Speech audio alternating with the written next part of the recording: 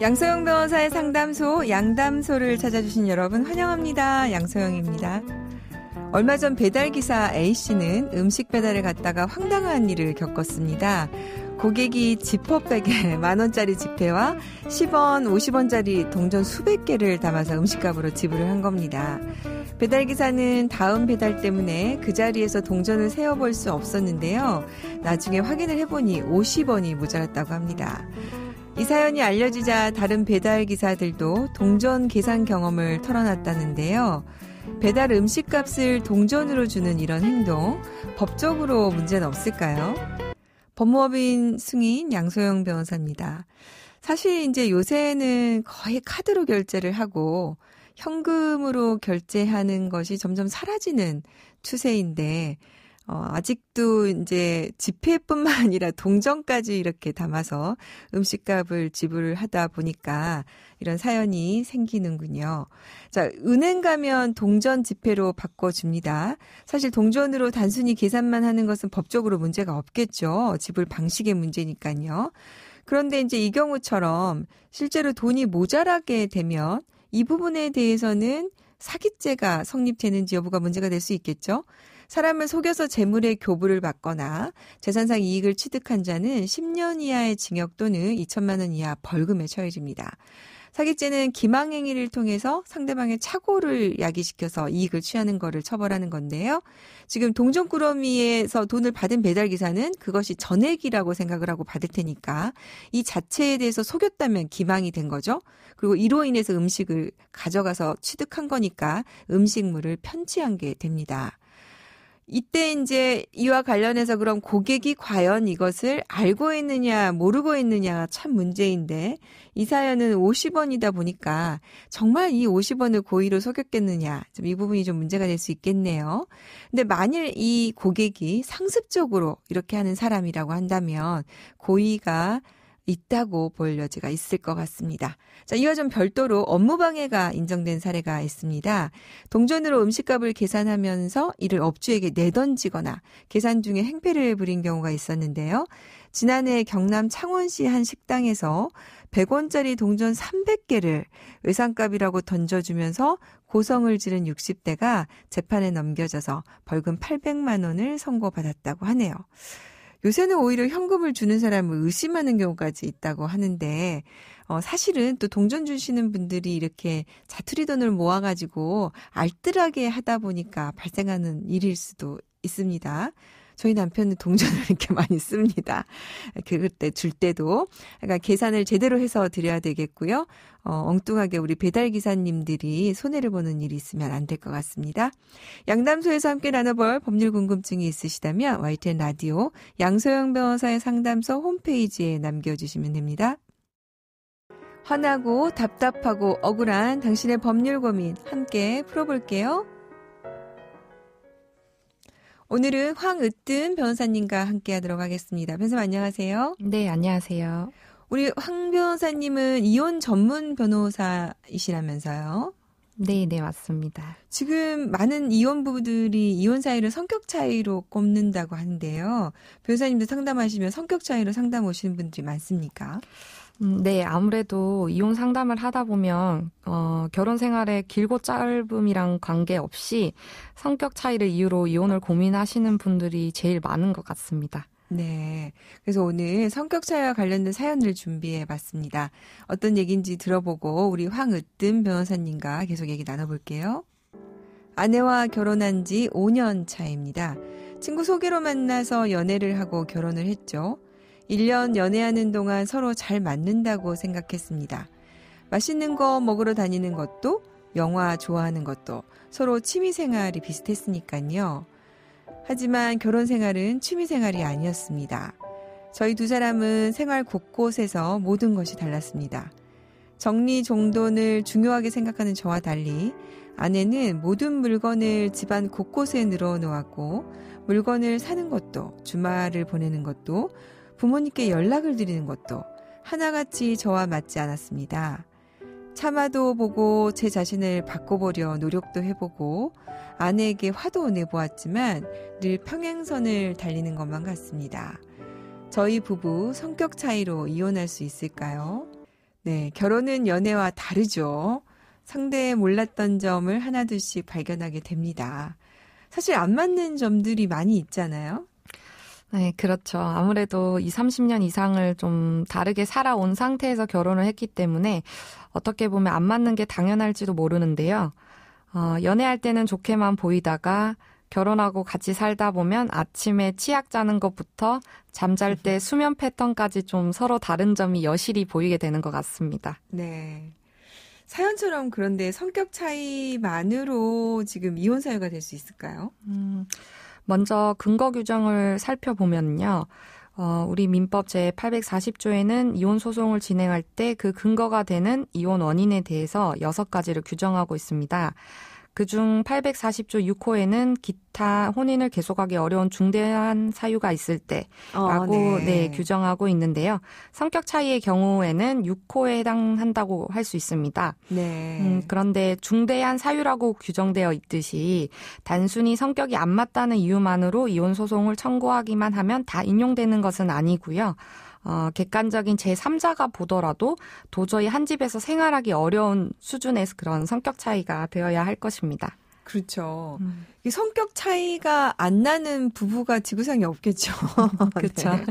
근데 그래서 지금 변호사님 말씀하신 중요한 포인트를 지적해 주셨는데 중대한 사유라고 인정이 돼야 되는데 객관적으로 제3자가 보더라도 도저히 한 집에서 생활하기 어려운 수준 정도로 돼야 된다라고 하셨어요. 그러면 우리 사연으로 돌아와서 이 부부의 경우에는 어떻습니까? 이혼 사유가 인정이 될 수 있을까요? 사실 사연자와 같이 단순히 정리정돈을 하지 않는다거나 본인이 보기에 쓸데없는 물건을 구매한다고 해서 사실 이혼 청구가 받아들여지지는 않습니다. 왜냐하면 좀 많이들 아시다시피 우리 법원은 기본적으로 유책주의, 즉 이제 혼인 파탄의 책임이 상대방에게 있어야만 이혼 청구를 받아들인다는 입장이기 때문에 민법 제840조 그 각호의 사유에 해당되어야만 이혼 청구가 받아들여지게 됩니다. 다만 민법 아까 말씀드렸다시피 민법 제840조에서 6호 사유를 둠으로써 한쪽 일방에게 전적인 혼인 파탄 사유가 없더라도 혼인 관계를 해소할 수 있는 여지를 두고 있기 때문에 좀 구체적인 상황에 따라 혼인이 해소될 가능성은 충분히 있습니다.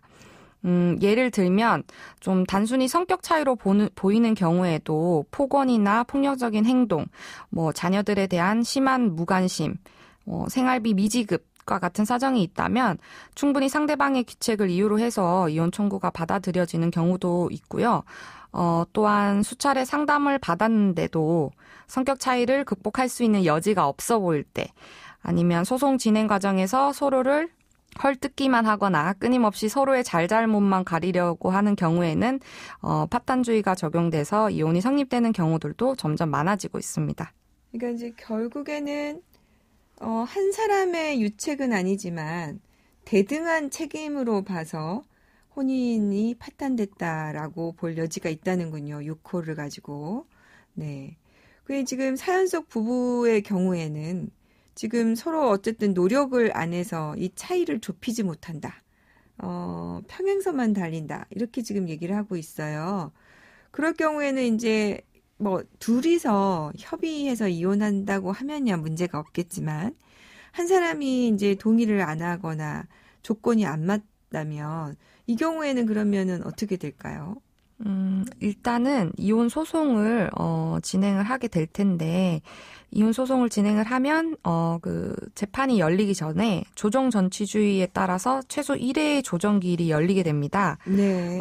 조정이라는 거는 좀 쉽게 말해서 누구에게 혼인 파탄의 책임이 있는지 잘잘못을 따지는 자리가 아니고 전문가들로 구성된 조정위원님들 그리고 당사자들이 한자리에 모여서 원만 이혼에 관한 합의를 유도하는 자리라고 생각하시면 될 것 같습니다. 네. 만약 조정 기일에 이혼, 위자료, 재산 분할, 양육권, 양육비 등에 관해서 의사의 합치가 이루어지면 같은 날 이제 조정 조서를 작성함으로써 이혼이 성립하게 됩니다. 네. 그 조정 절차에 가면은 어떻게 하는지 간단히 좀 설명을 좀 해주시겠어요? 일단은 당사자들이 꼭 좀 참석을 해야 되는 자리라는 게 이제 당사자들 간에 좀 조율이 가능한 부분들이 있고 하다 보니까 이제 참석을 하셔서 조정위원님들과 이제 어떻게 하면 원만하게 이혼을 할 수 있는지 당사자들 의견을 또 들어보고 가장 원만하게 이혼을 할 수 있게끔 좀 조율을 해주시는 자리라고 생각을 하시면 되겠습니다. 네. 사실 이제 이런 성격 차이 같은 경우에는 이제 누구의 일방의 잘못이다 하기가 참 어려운데요. 그죠? 그래서 문제인데 이 경우에 법원은 어떻게 봅니까? 법원은 기본적으로 좀 혼인이 파탄되었다고 하더라도 부부 쌍방 모두에게 어느 정도 잘못이 있다고 보고 있는 것 같습니다. 그래서 성격 차이를 이유로 이혼 청구를 하더라도 이혼 청구의 상대방에게 100% 잘못이 있다고 보지는 않는 거죠. 그래서 일단은 이혼을 고민 중이시라면 먼저 이례적인 감정 싸움은 아니었는지 회복 가능성은 정말 없는 것인지 좀 다시 생각해 볼 필요가 있습니다. 그런 노력에도 불구하고 성격 차이로 인한 반복적인 다툼이 지속된다면 협의 이혼을 시도해보고 원만한 협의가 이루어지지 않으면 이혼 소송을 진행하시면 되겠습니다. 이게 성격 차이인 경우에 참 어려운 것이 이제 그러면 뭘 증거로 해서 이 재판부에게 제출을 해서 우리가 이걸로 이혼해야 되느냐라고 입증하느냐 이게 좀 어렵지 않습니까, 변호사님? 네. 좀 조언을 해주신다면요.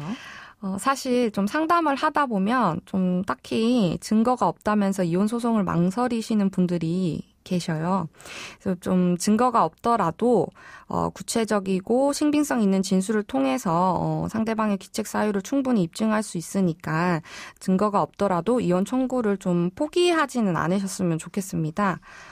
또한 성격 차이로 괜히 이혼 소송까지는 하고 싶지 않다고 하시는 분들도 계신데 도저히 배우자랑 협의가 되지 않는 상황이라면 좀 이혼 소송 중에 열리는 조정을 통해서 다시 한번 배우자와 협의할 기회도 있으니까 협의 이혼과도 큰 차이가 없다고 또 생각해 보시면 되겠습니다. 그리고 제가 상담을 하다 보면 좀 안타까운 경우들도 있는데요. 성격 차이로 배우자와 관계가 좀 많이 멀어져서 결국에는 자신도 모르게 다른 사람과 부정행위를 저지르고서야 좀 이혼을 진행하시는 경우들도 있거든요. 이 경우 좀 당사자의 유책성이 상당히 강해지기 때문에 이후부터는 이제 이혼 청구 자체가 좀 받아들여지기 어려워집니다. 그래서 배우자랑 관계가 좀 완전히 틀어졌다. 성격 차이로 더 이상 살지 못하겠다라는 생각이 드신다면 배우자의 관계를 먼저 정리하시고 생활을 준비를 하셔야 될 것 같습니다. 네. 참 어려운 내용인데요. 성격 차이와 관련해서 이혼 사유가 될 수 있는지 오늘 황으뜸 변호사님과 함께 알아봤습니다. 변호사님 감사합니다. 네, 감사합니다. 양소영 변호사의 상담소 양담소는 내일 또 문을 엽니다. 끝곡 유나 존박의 우린 달라졌을까 들려드릴게요. 양소영이었습니다.